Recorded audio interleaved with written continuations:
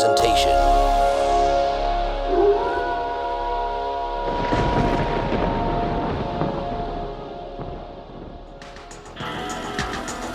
In the dark of the night, something strange is going on.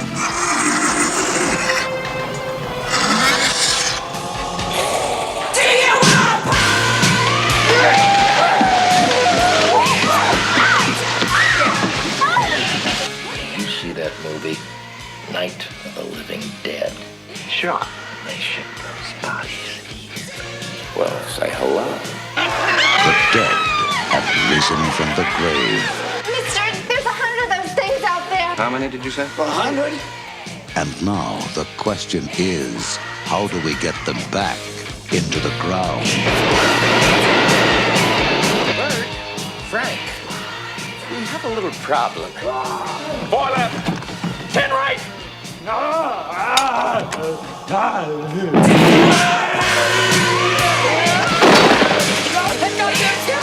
It's all over everything! Stupid asshole! Watch your tongue, boy, if you like this job! Like this job!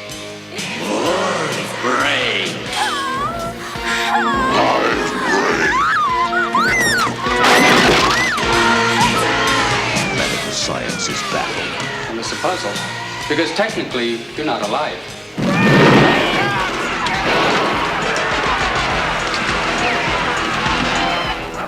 Send more cops. It worked in the movie! Well, it ain't working now. In the movie line! It's not a bad question, Bert. It's not a bad question, Bert. It's not a bad question, Bert. The return of the living dead.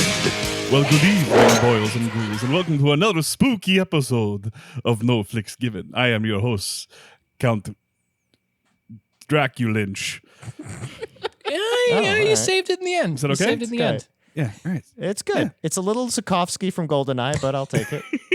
Well, you know, this is a very special time of year for me, Frank, and I like all of my spooky time podcasts to have a spooky intro.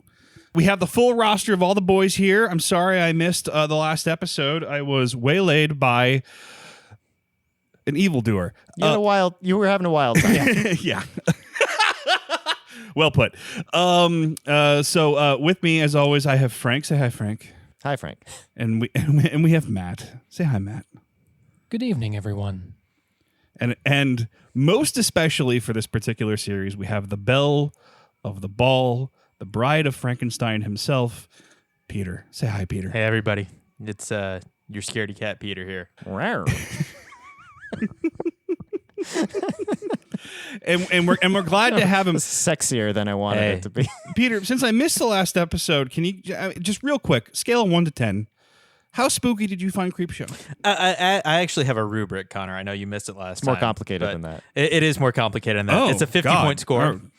Oh. Here, let me show you. Oh, shit. So for those playing at home, just as a reminder, my I'm goodness. judging these movies based on 5 categories. How scary is it? How fun is it?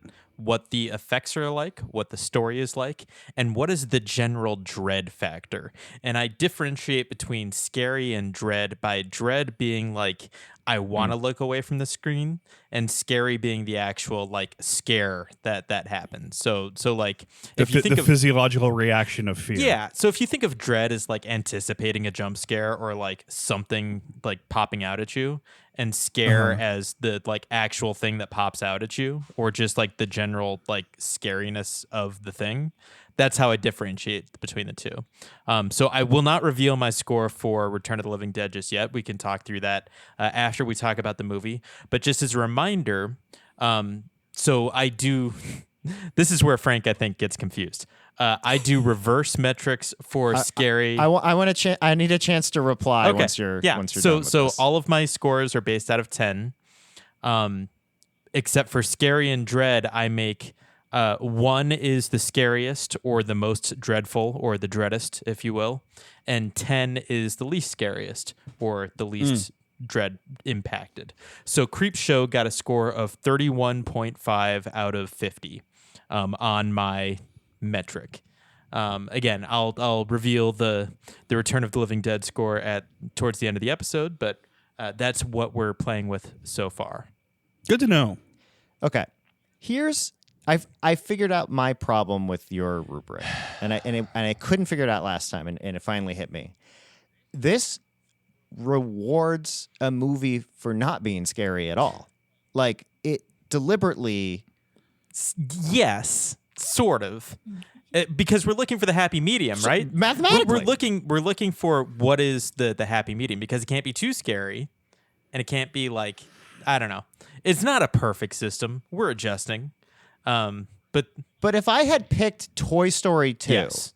like that would sweep. And it's a Yeah. Halloween series. But we're only judging Halloween movies, so we're already narrowing our scope here. This So is a there bubble. can only be for these three Yeah. movies. It's just a bubble. This is not All for right. all movies. Toy Story 2 would have been rejected from consideration. Yeah, this rubric is tailor-made for the test in which it is designed. There's actually quite a lot of dread in Toy Story 2, and there's a whole lot of dread in Toy Story 3, and it's a little scary. That's true. Peter, can you do me a favor and title the spreadsheet for me? Because that's driving me nuts. So should we talk about the movie? So Connor, this was your selection. This was my Why did selection. you inflict this on me? So our selection for this evening is The Return of the Living Dead, from 1985, directed by Dan O'Bannon, the screenwriter of Alien. I will be honest with you. I picked this because it was on at a bar. Matt and I were at a bar for my birthday, and the bar was apparently plays B movies on a TV on the back, and It does. It was the beginning of spooky season, so they ran The Return of the Living Dead, and I rethought my choice of Hellraiser, which, by the way, in our intro episode, I talk about how that movie is more gothic than horrifying. I've since rewatched Hellraiser, and I retract that statement. Yeah, I had a feeling. That movie's fucking terrifying. But in the spirit of the game, and we're trying to walk a line between completely scaring you to death, but also exposing you to thematic movies for the season. I think this would be a good one. Also, it came highly recommended by a YouTuber that I am a big fan of. The channel's called Scaredy Cats. The YouTuber themselves go by Thought Slime and Mildred and Matt, lots of different names. Very funny YouTuber, and their piece on Return of the Living Dead actually improves this movie quite a bit in my eyes. It's possibly better than the movie itself. Look at this fucking guy, the Tar Man. I am not exaggerating when I say he is the wettest puppet to ever live. He is my future husband once the province of Ontario legalizes both polygamy and necrophilia. So yeah, that sort of like combination of three factors is what brought me to Return of the Living Dead for you, Peter. I dig it. Just at first blush, I really enjoyed this movie. Good. I was never really scared. I was never really filled with dread, as we can go through on the metric. And it's dumb. Like, this is not a good movie. This might actually actively be a very bad movie. It's an amazing movie. But it is. I think it knows what it's doing. Yeah, it knows it's dumb. Exactly. Everyone knows what movie they're in. Can I also? We didn't do this for Creepshow, but since we've got everybody here, I kind of want us all, because I was thinking about or watching of like, Peter, do you have, and don't say what it is, do you have like the thing that freaked you out the most in this movie? If you had to put a label on like one, what was the thing that was like, that's the creepiest moment or imagery or something? Don't say what it is, but just say if you have one. Yeah, I could probably come up with one. Yeah. Okay. Can we all take a stab at what we think that thing is for Peter? I mean, there's a cheap shot target for this one because it's widely accepted as the most. You can take that one because I have a different one that I'm curious about. I have two other possibilities, but Okay, yeah. The broadside of the barn choice is the Tar Man, which love Peter. Tar If you're Man. not familiar with him by that name, it's the one. It was the one that was actually in the tank, and he's a wet puppet. And he's the wettest puppet. Yes. He sure is. Yeah, and just the way he moves, there's a puppeteer who is working him, and He's got some dentures. yes, It's amazing. The movement is incredible. Peter, I don't want you to take this the wrong way, but you kind of physically resemble the Tar Man in a way that I found, I don't want to say entertaining, distracting. You specifically saying physically is so mean. like taking. It's not an aura or like a movement. It's like no. Your skin is the same texture. Well, I mean, he's not covered in KY jelly, but especially you guys didn't know Peter in college. Peter in college is a wet boy. Was just a set of arms and legs and a giant head connected together on a stick, basically. My nickname in high school was the Muppet. Oh, well. Okay. And the way the Tar Man moves, where he's just kind of always, because Connor's hand was always up your ass. No, that was later. That was when Peter and I lived together. But the way the Tar Man moves kind of resembles the way that Peter would walk around campus circa 2007. That makes sense. Yeah, it was a lot of this. Well, So, a lot of arms. Yeah, that's evoking the Tar Man, if anything else. My guess was I think a triple amputee. Oh, that one. Zombie Yeah. who like scurries after the mortician, I think, at some point. Yeah. Honestly, an underutilized character. I kept on expecting to see him return. Yeah, I mean, there should be Yeah. a big three of zombies in Return of the Living Dead. It should be the Tar Man, Leanna Quigley when she comes back from the dead, and the triple amputee guy, because that's just sort of that's a trio. That's a hell of a trio. Do you have any others that might be a contender, Connor? I mean, just knowing Peter as well as I know Peter, the idea that the government might just destroy you because that's the fastest solution to the particular problem that they're having at any moment, and it's not your fault, feels like a thing that Peter might be existentially challenged by. Am I wrong there, Peter? You're not wrong. No. So what was it then? What was the moment? That all being said, this movie, it was much more of a gross out than an actual scare. And just like from point blank, and this is a weird one, but the very first thing that comes to mind was and it was such a terrible effect, but I like felt it. It was at the very beginning of the movie, sort of one of the first zombies they encounter.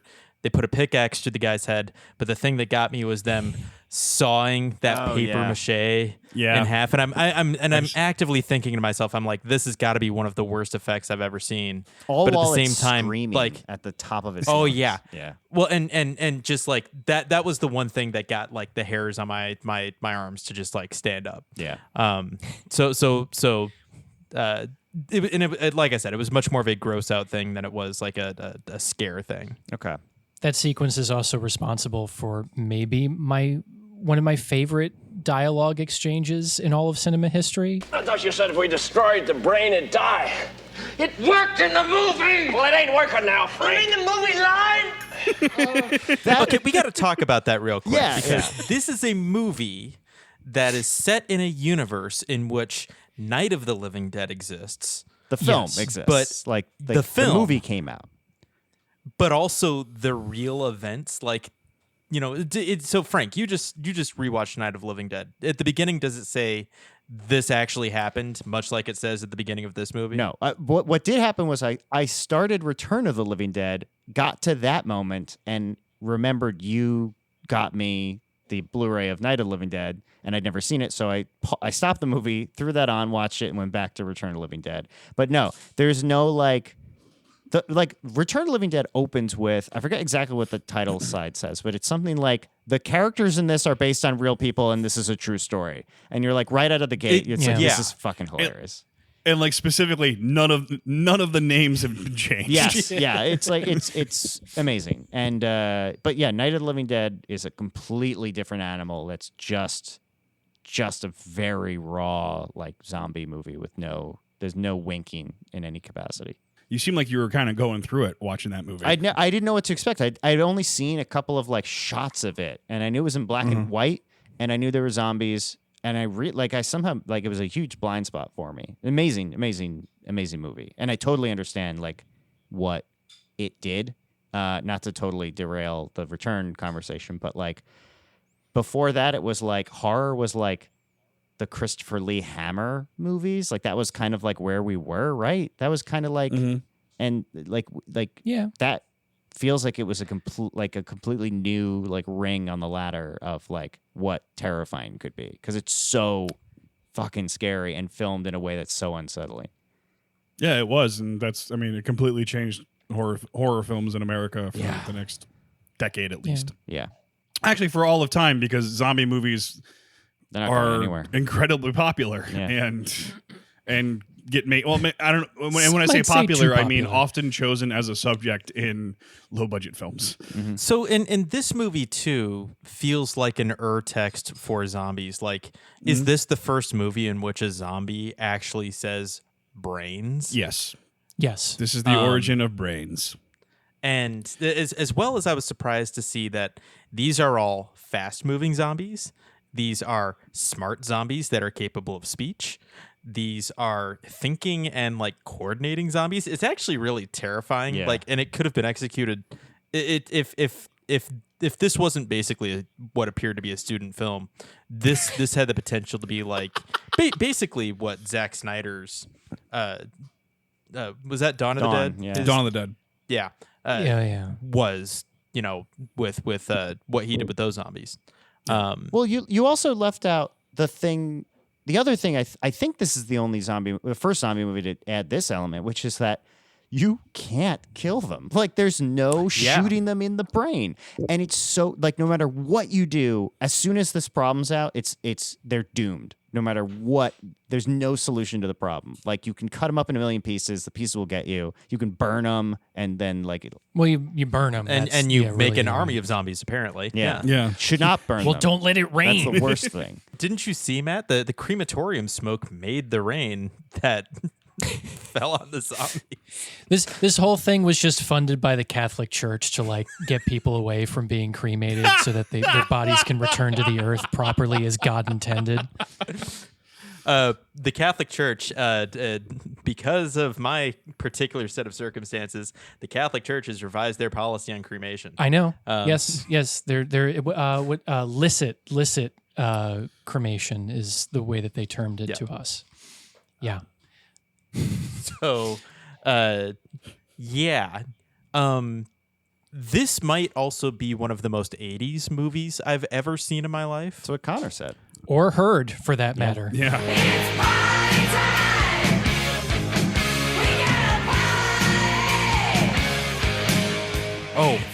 I do have a note here that says this music is so 80s it voted for Reagan twice. Oh, man. The amount of synth alone is enough to take you back. Oh God, yeah. And like try and sell you Coke or something. When he first hits the canister and it like pops open and the theme just sort of like blasts in and you suddenly realize like exactly that's one of my favorite like movie moments, because you know exactly what you're in for. At the dumbness of, there's no dumber an inciting incident in any film than Return of the Living Dead. I love that though, of like, I love it. This is one of the more believable ways that a zombie apocalypse happens, where it's just government incompetence on top of just regular clerical incompetence on top of like just podunk minimum wage worker incompetence. Yep. Imperfect storm. And just like, and just that is the reason why the world ends. Yeah. It's a perfect example though of like minimum wage workers being like, hey, you want to see something messed up that we're in charge with? You want to see a dead body? Bragging about the tiniest bit of power they have, the absolute minimal amount, that the only thing in their lives that is remotely interesting, they brag about, and it ruins everything. Yeah, the music of this movie may have voted for Reagan twice, but I'm pretty sure this movie as a whole doesn't vote. No.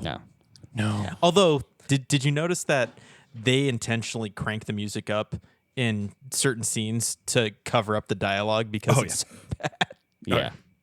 There's also just a lot of screaming in the movie. Like that was something that I noticed on this watch through of just like it started to grate on me a bit of just how much the zombies just are screaming atonally for a long period of time. Well, I thought you meant how all the dialogue is delivered, because after the punks show up in their car, pretty much everybody's just every screaming their line lines. from then till the end of the movie is yelled at other people. You're dead, man, and you're gonna turn into one of those things out there.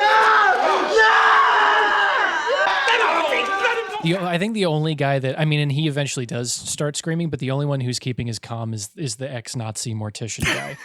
Oh, best character. Okay, Who's we gotta talk about him. Yes. Yeah, we what's Kaltenbrunner, I think is the name of Ernie the What guy. else has he Kaltenbrunner, been yeah. in? Because he does seem familiar, but he might also just have one of those faces. He's the best performance in the movie by a mile, and he's the most dialed in to what they're doing. Not every performance is really good, but like, yeah, it's I don't know. Everybody knows what movie they're in, and they're playing a little bit more arch, but he's just doing. Yeah, no, I'm an ex-Nazi guy who's also a coroner, and like, How is it? Wait, that's where's that. the ex-Nazi And, like, thing come from? I don't even remember that. He's listening to like old Third Reich music on his thing. He has an old Luger for his firearm, Okay. and like there's this whole he has there's at least one or two other elements about him that like are like, oh, something's going on. Like he speaks to himself in German occasionally. Mm-hmm. And there's a couple of other things that are hinting at if he's not actually an ex-Nazi, he is definitely a neo-Nazi. Yeah. I believe it was confirmed that they intended him to be like a Nazi in hiding. That's fine. Because I read that as well. Yeah. Yeah, and one of those great like punk rock fuck off jokes of that this movie is almost entirely composed of, where she's like, "There's no reason for him to have that background."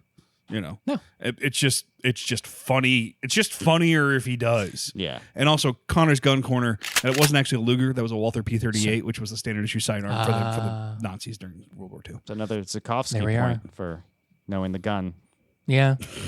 Can we even get into the plot? I feel like this it's a Well- weird one because it's gags. Like it's There might also be Connor, did you do any historiography on how we got Return of the Living Dead out of Night of the Living Dead? Because that might get us at least the initial jumping off point for why is Return of the Living Dead. I sure did. So the production history of Night of the Living Dead is fascinating.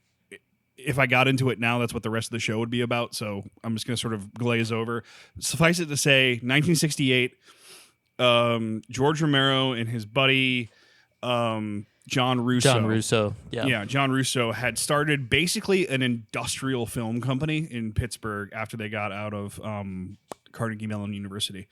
I mean, it's the only kind of film that you can do in Pittsburgh. Exactly. Let's be Yeah. honest. And I mean, they were doing, frankly, the kind of stuff that Frank and I do for a living.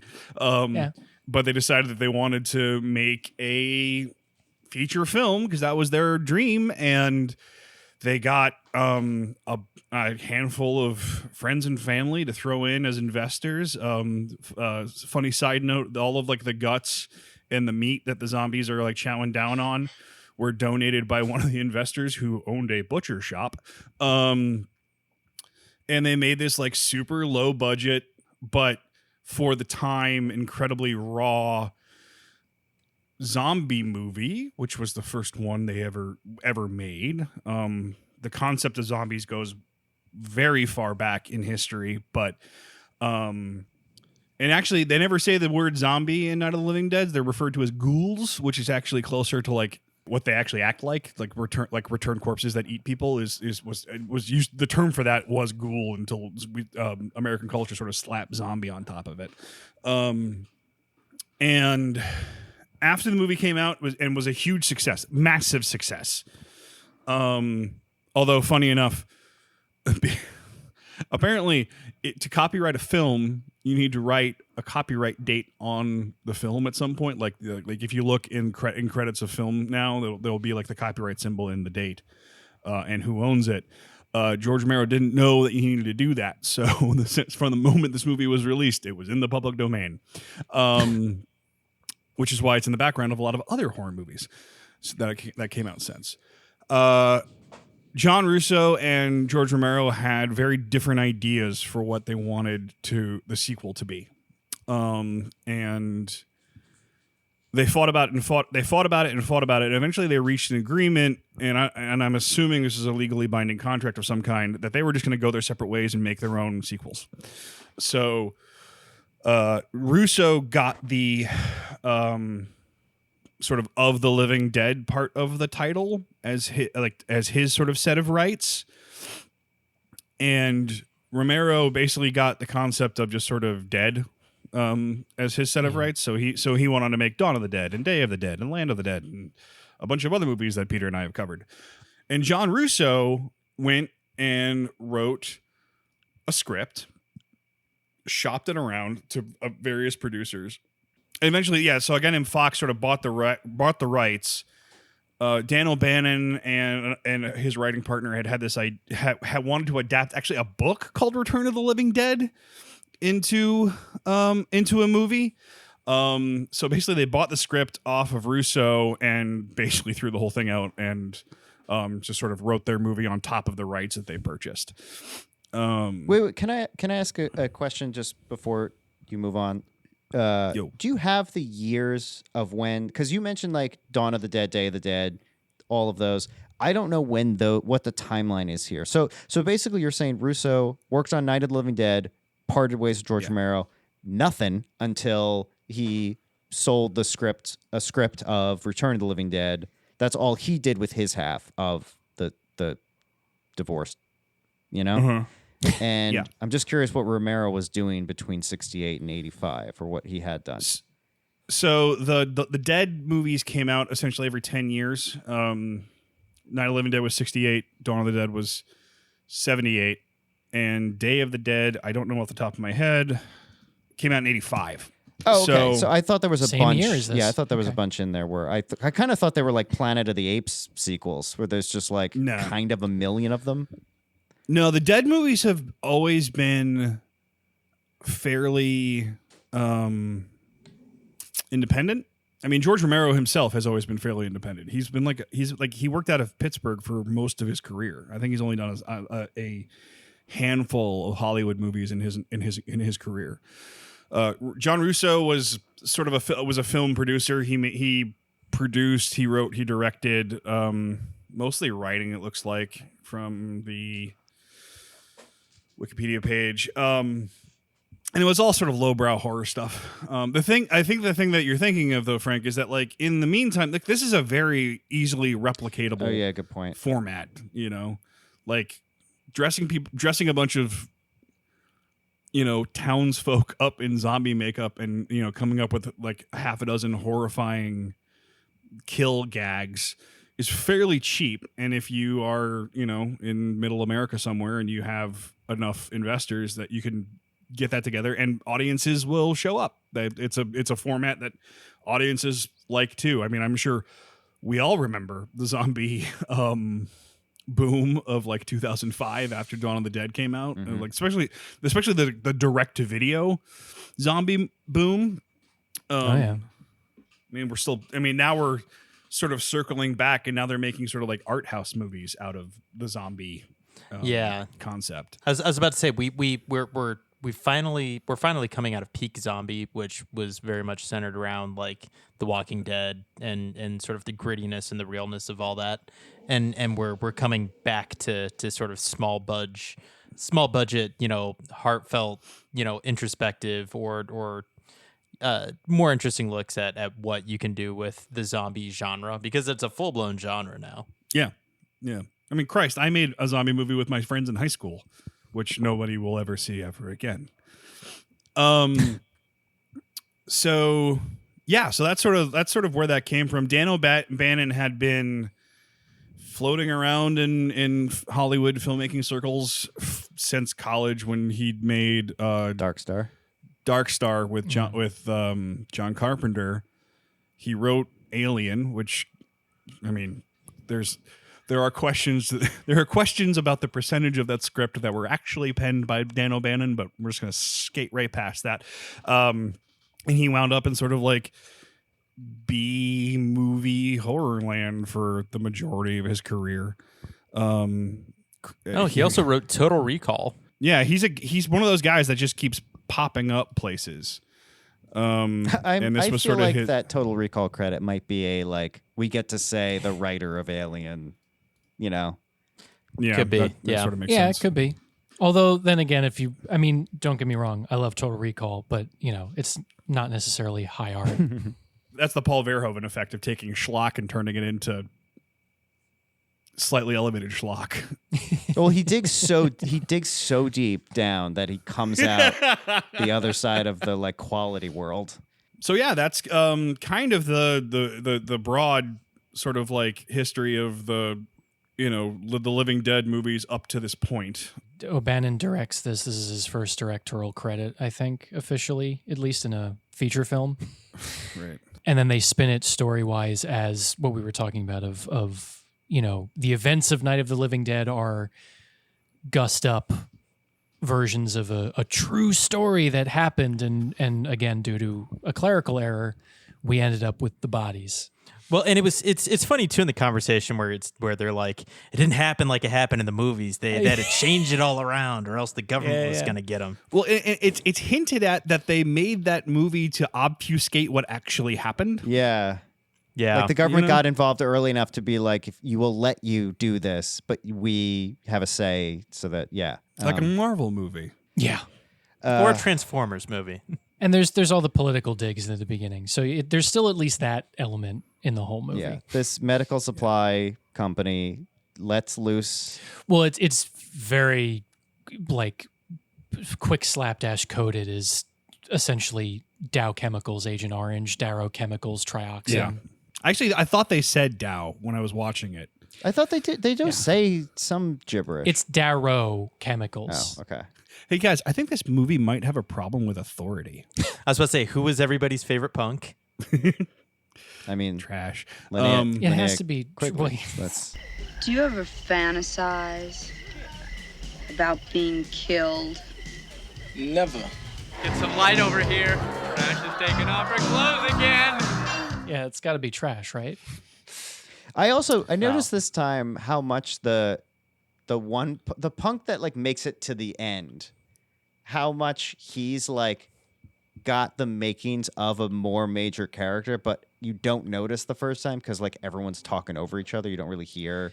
There's also an interesting thing watching the movie from a lens of just like the costume design of who lives and who dies. At least, I mean, everybody dies at the end of the movie, but like all the punks, which are coming out of late 70s culture, get picked off pretty easily. And then by the end, most of the group are the people that are dressed like they've walked out of like Back to the Future. Yeah.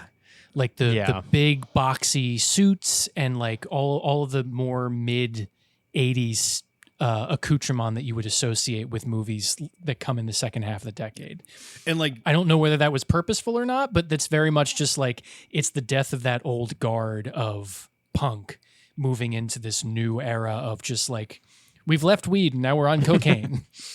There's that aspect to it. There's also the generational thing of like the hero of this movie sort of nominally is Bert, the owner of the medical supply company. Yeah. And in this movie where you have these like punk rock folks that are, violent and angry and arguably pretty well suited to survive the situation, the dude that turns out to be the leader is the guy that's in his 50s and owns a medical supply company who's not in the beginning of he's there very quickly, but then like he leaves the movie and they have to call him to come back into the movie because they need another person in it because they're feeling sick. It's so weird. I think that was a plan though, because they needed the two old guys at the very end of the movie to be Bert and Ernie. Oh, that's going to be my trivia. Oh, Christ. I was going to ask if anyone picked up on the Sesame Street reference. Yeah. Didn't get it. I didn't even. We've known each other about what 25 years. We grew up on Sesame Street. Give or take. We were roommates together for a while there. Well done, movie. Well done, Peter, for finding it. Yeah. You get credit because you brought it up first. That's how you can tell I was paying attention.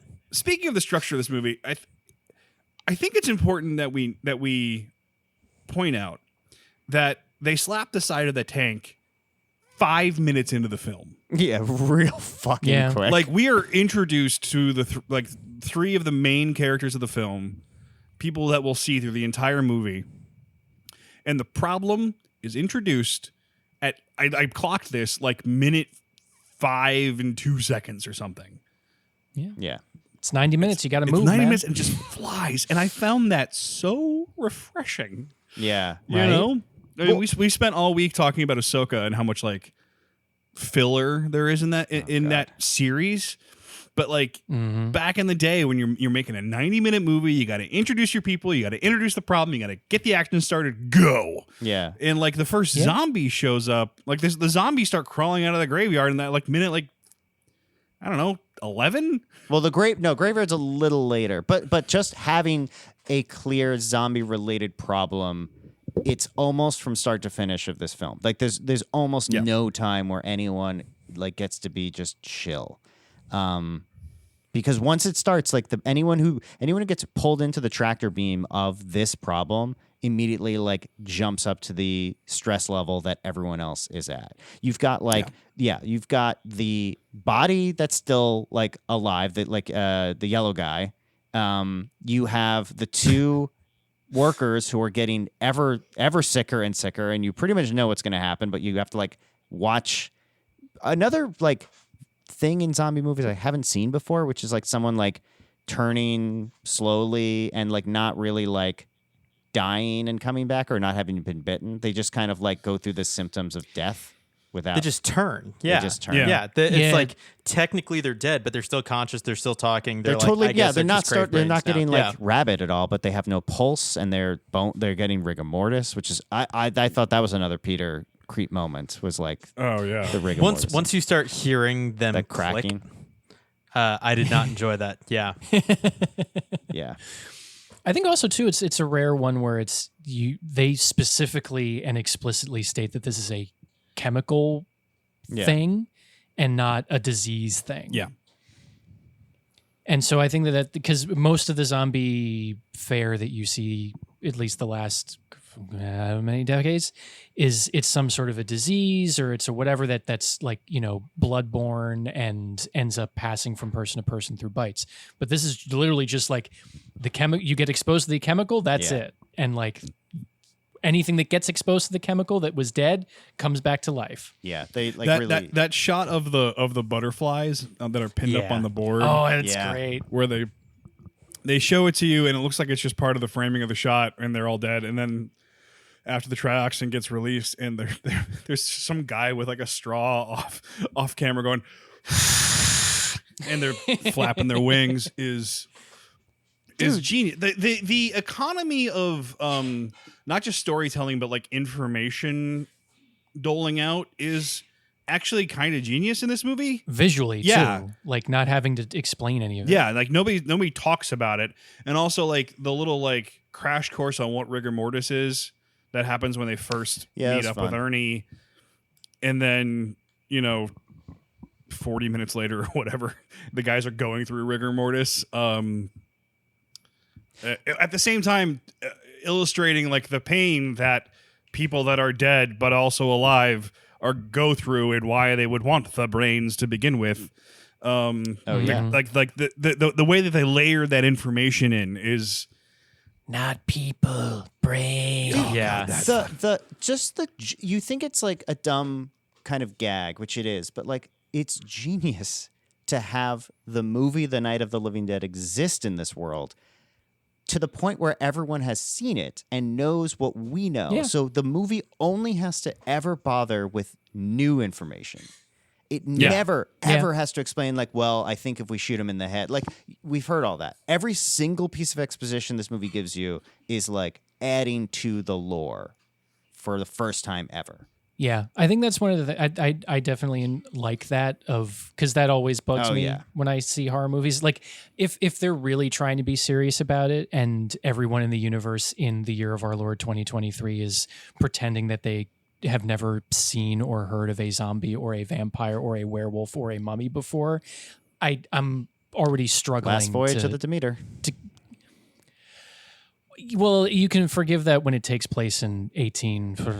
Yeah, but you can excuse it a lot less when it takes place in Midnight Mass. Yeah. Don't be coming after Midnight Mass. This is not the episode that we're going to talk about that, but I have foibles. Yeah. Here's my biggest problem with the movie. And it's the thing that got me to laugh out loud the most. So there are a series of sort of escalating incidents where the main characters are kind of trapped in building to building, and eventually they call for different people to help them. They call for a team of paramedics. They call for a team of police officers.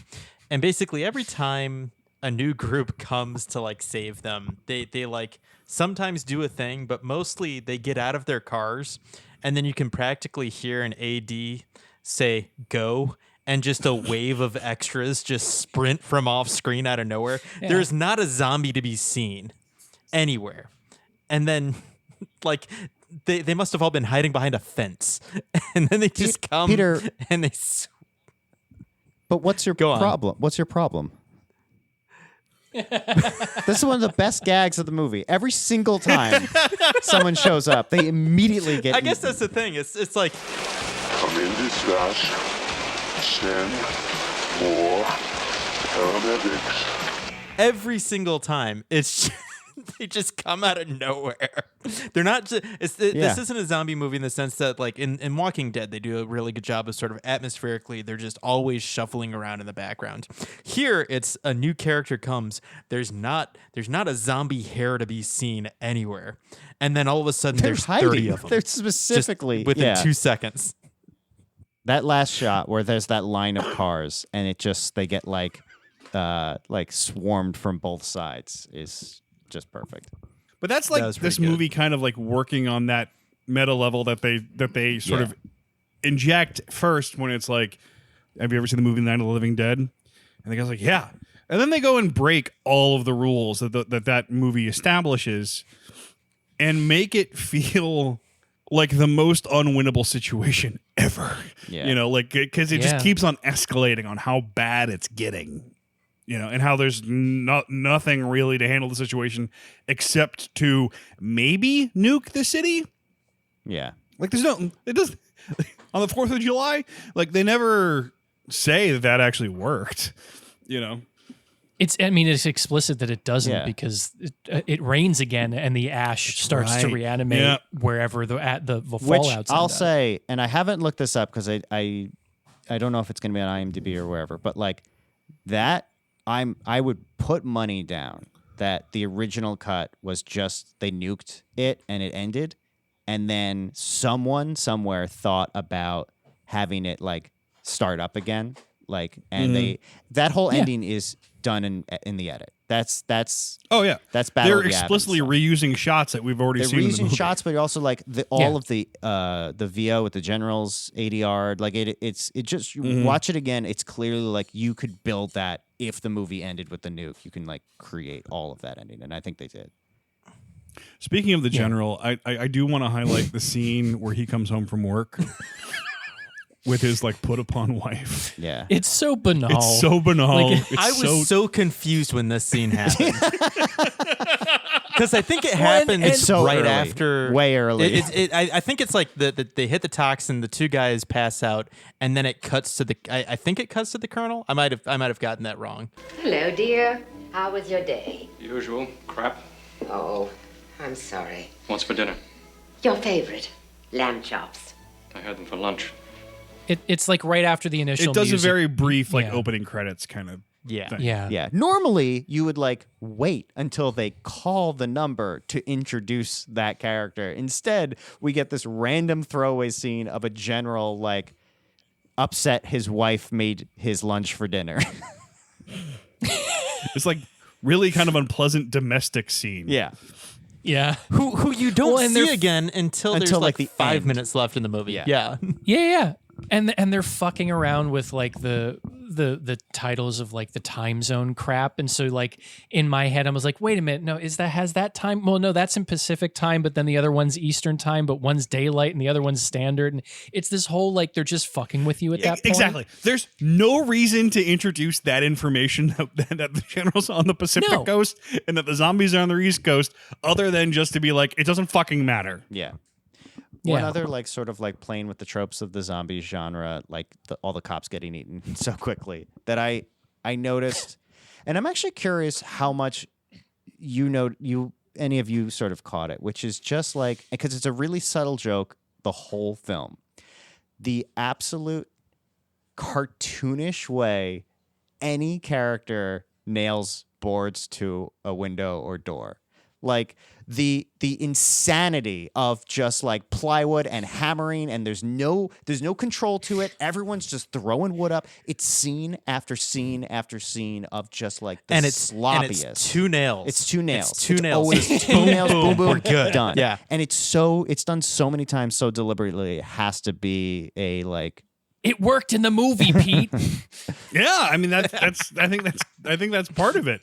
Yeah. That has to be, and it has to be partially a send up of like there are entire sequences in Night of the Living Dead of just boarding up windows. It is a fun, because I did these back to back. It is a really funny double feature because I was going to ask, how does that tone shift? It's just perfectly. Yeah. It's such a good double feature. Well, one, because this is like deceptively like extremely colorful movie and like beautifully shot and lit. Yeah. It's like no, we're hot. It's like kind of how Jon Stewart used to always like say he was just a comedy show and not like some of the best journalism of the 2000s. Like it's like that, where this is like an amazing looking movie, and like Night of the Living Dead, it looks great too, but it's still like very black and white and very like a lot of shots are just straight up there's so many shots in that movie where like the camera's dialed in to focus on the background behind the actor and not the actor.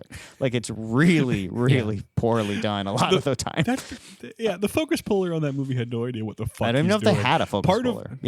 Part of one of my favorite aspects of Night of the Living Dead is that every shot of the film is just a little bit out of focus. A little bit out of focus, or like the camera guy didn't know the marks. Yeah, or like didn't know. Actually, Connor's movie nerd corner. He probably didn't know where the actual film plane was in the camera that they were using. So like he was taking the measurement from like where the lens meets the camera. Fuck, you're right. Yeah, instead of where the actual film is, like which the is why. Yeah, exactly. So like he was, because like back in the days of film, you couldn't actually see what the image was. So you had to literally measure from the distance from where the film and the camera is to whatever you're trying to focus on, and then dial that into the lens. And in my mind, the story that I'm making up of Night of the Living Dead is like whoever they got as an assistant camera person thought that they were supposed to measure from where the lens connects into the camera as opposed to several centimeters back where the film actually is in the camera. Somebody find their contact information. We got to tell them. Poor old man. Yeah. These are always. I feel like I'm always terrible in these episodes where I'm just like gushing about a movie from start to finish, because it's not. I don't have anything to like. This movie's like.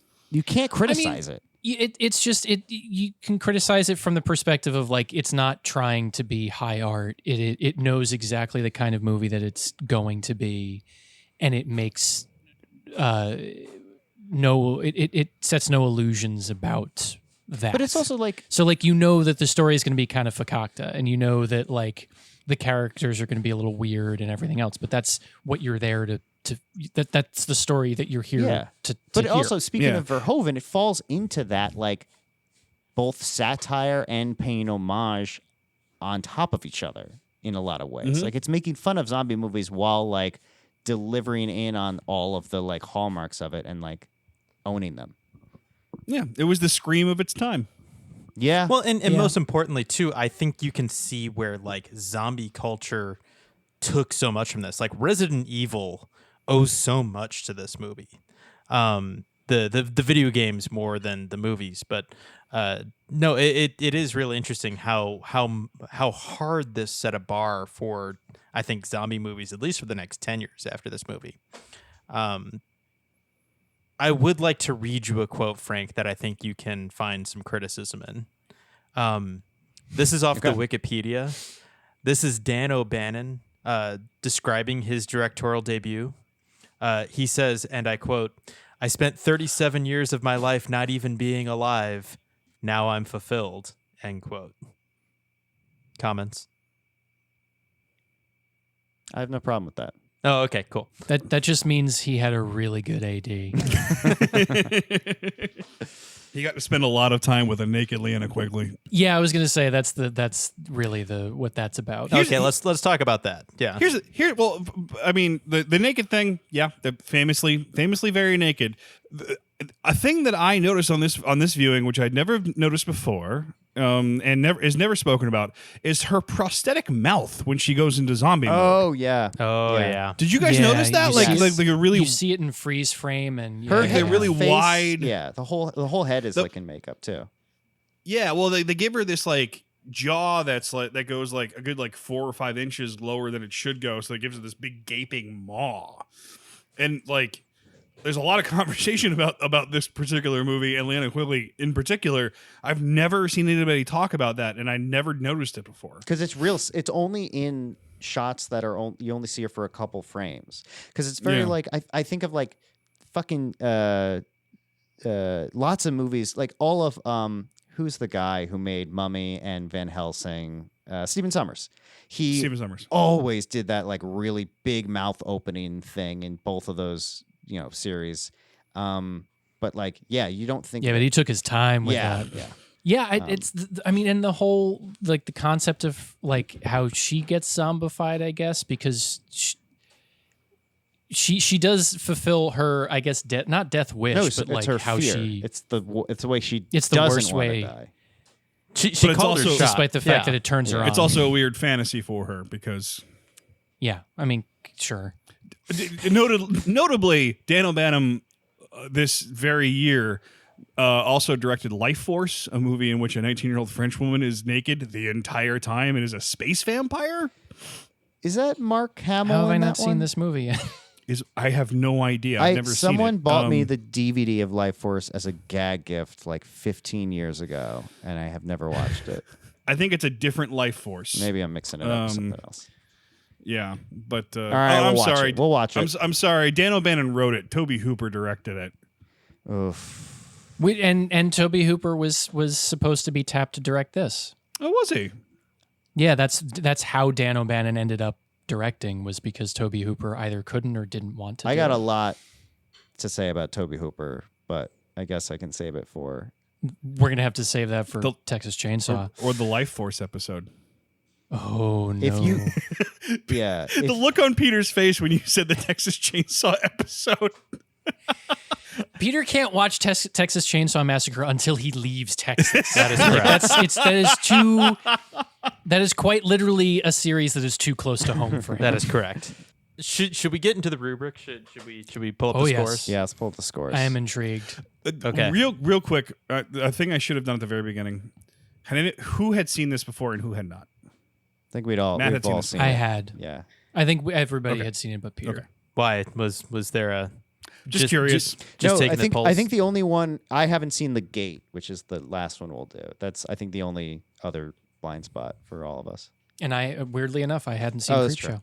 So for the scary rating, and remember, 1 is scariest, 10 is least scary. I give it a 9.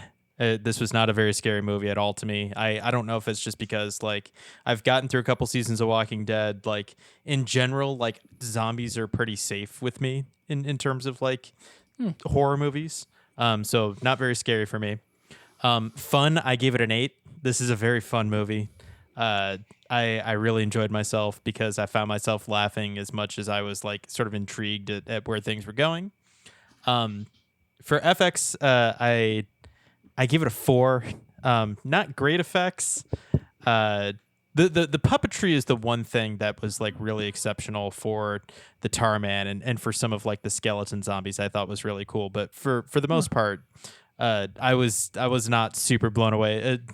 The first like mark off was when they tried to do the half dog moving, and then they were like intentionally what it would like look trying like. to act freaked out. Yeah, I mean, for me, I took that as like this is the tone of the movie, so that's the level at which they're going to the effort that they're going to put into that particular effect. Totally. So a 4 is wild.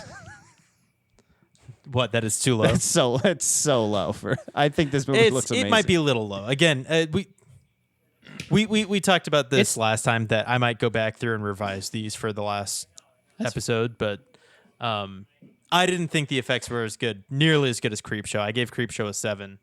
Really? Yeah. Huh. I would take both the story and the effects from this over Creepshow, but we can let's get through your rubric. And again, my story is probably a little bit low here. I only gave it a 5. I gave Creepshows a 7.5 because I liked sort of the concept. And again, this is probably just bias of like being familiar with other zombie movies and this feeling very basic to me. So, this is not me thinking as like what it would have been in 1984. This is me reflecting on it as a person in 2023. And then dread factor, again, 1 being the dreadest, 10 being the least dreadest. I give it a 9, so not much dread at all. With a total score of 35 out of 50, which Creepshow got a 31.5. But you want so as far as this goes, Return of the Living Dead is winning over Creepshow. Yes. But would I you, don't understand. Like, it's not. It wasn't scary at all. Yeah, I would propose this. The closest movie that comes to 25 is actually the winner. Could be. Because it has to have really low fear or scary and dread factor rates, but it has to get really high. it has to have just the right amount of scary for Peter, which I think is middle of the road. Mm. And it has to have excellent production value. I did find Creepshow scarier. So maybe Connor's right. Maybe Creepshow is winning here. I think you're right. That fixes it because you need to be able to like go past the score. Like, yeah, you need to be able to go out the other side and move away from the ideal winning score. Yeah, because if you think about it, right, ideally fun effects and story would be 10s. Those win, right? Yeah. But scary and dread want to be about a 5, which is just scary enough and just dread-inducing enough to be engaging and to give you those like autonomic body reactions that dictate fear, but without turning it off and without scarring. Also true. Our gentle boy. Yeah. So really, that would be like, I guess 40 would 40. Maybe, yeah, but 40 would be it's technically an imperfect system. I know an imperfect system. We're establishing that, but just as a way of sort of interrogating the system a bit and trying to figure out what winning is in this system. I think we will have a better idea once we have all 3 to compare with. True. And then we can Peter took down the screen share. determine We're being too critical. determine what's Taking my rubric and going home. No, Matt, I think Matt stayed up all absolutely night right, making Matt. these masks. Matt, you're 100% right. Once we have all 3 side by side, it will be much easier to sort of determine like what tickled all of the right spots appropriately. Yeah, I agree. I think I'm curious. So, but at this stage, just for direct comparison, you prefer this movie, but Creepshow was more both spooky and scary. Yeah. Well, no, I mean, like based off of the Matt, we numbers, were that's out. what they're telling us. Is that how you feel? Yeah, no, that you're absolutely right. Okay. There was much more dread, and Creepshow was scarier. So like there was a lot more sort of anticipatory dread when you think of the one with Leslie Nielsen and Ted Danson with the tide coming in. That's all dread because you're waiting for the badness to happen to tide you over. Yes. I can't wait to hear that episode because I am curious what your thoughts are on Ted Danson in a fishbowl. Yeah, you have to wait. Don't tell him. He's got to listen. We need to we need the downloads. Yeah. But I found Return of the Living Dead to be much funnier. I had more fun with it. I was much more relaxed watching Return of the Living Dead than I was Creepshow. Okay. So I'll leave it there. I'll save sort of the final analysis for when we watch Matt's pick, The Gate. I can't wait to hear your thoughts on The Gate. I am very curious. We will go into my history with that movie for that episode, but I'm excited. Peter, I'm with you. I know nothing. Based on a survey of four from the time that Matt and I watched it together with some of our friends, opinions vary wildly on that movie, and I'm excited to see where you land. Me too. It's going to be an interesting curveball, I think. This is honestly the one that I have zero expectations on. Like I roughly sort of knew Creepshow. I had a good sense of what Return of the Living Dead was going to be. I have zero expectations for The Gate. I've looked up nothing other than I think I saw like the poster, something about tiny gremlin creatures. But that's really all that I know, and I've intentionally avoided looking up anything about The Gate. So I'm going in as blind as possible. Which is the best way to go into it. Just thought of the best worst prank we could have pulled, where you take the movie Event Horizon, you label it The Gate, you put it on your Plex. But here's the kicker, because that wouldn't do it. You take the moment in Event Horizon where the title Event Horizon pops up, and you delete it, and you put in where in the movie The Gate, the title for The Gate pops up. So Peter's sitting there, and he's like, well, it said The Gate, so I definitely am watching the right movie, but something feels like I did not expect this. And that would weirdly fit as the title for Event Horizon. Yeah. That's also true too. But then it'd be like, how is Jason Isaacs in a movie that was made in 1987? Guys, we're gonna. It would take me a while to get there. I'd be like, man, Jason Isaacs really aged great. Guys, we're gonna have an extra week in October. Should we watch Event Horizon? Like I don't think commentary or like an episode. I don't know if Peter's not. Peter's poor out heart of could this. take this it. is this would be the three of us. Well, here's the thing. If we did it as a commentary episode, I think we would force Peter to be there because it'll be a group. We'd be in a group of people. We would have this sort of like. You could also experience my dread firsthand. That is true. True. And as somebody that has done that, I can't recommend it highly enough. I like the original pitch of watching TNG's Night Terrors and doing a commentary because it's only like 45 minutes long, and also I think it's in the vein of threading the needle between what is scary and what is spooky. But I mean, if you want to go full bore into, I think we might just have to have a three-way conversation on the Event Horizon because it's going to be a fight. And we should not have the movie in the background while we're fighting. And I've only seen it once. I have to rewatch it, but it is one of my lowest rated Letterboxd movies. It'll also have to be a Saturday recording episode so I can drink and just get surly drunk arguing my points. No, it's gonna be bad. For the folks at home, Peter has physically shrunk during the course of this conversation. He is now 3 feet tall. Yeah, he's just trying to be unseen and ignored. He's getting terrified of Peter, where we're going, you won't need. Here's the thing, guys, is that the problem with me is the more you talk about it, the more I want to watch it, because now it's getting to the point where like my morbid curiosity is like, I just gotta know. So here's a little trip into my psyche, and you can cut all this if you want. I love horror novels. I love horror video games. I do not like horror movies. And I don't know if that's because I feel like I have a sense of control of the other things or more control of the other things, but I love playing the Resident Evil games. I've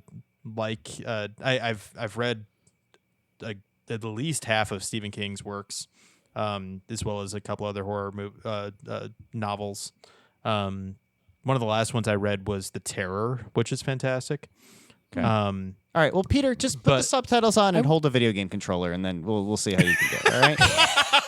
Honestly, that's probably how I'd end up watching it. But you have to decide, because if you like an Event Horizon, if you go into it, you're getting pulled all the way in, and I will let you not go in, but like we will make a decision after we finish the gate, and then we will determine. So, Peter, you have that long to decide. I think that's a good place to leave it. But you got to do it right. You got to not look up anything about Event Horizon. No imagery. No synopsis. We'll see how I do. I am a sucker for Lawrence Fishburne. All right, I am waiting with bated breath.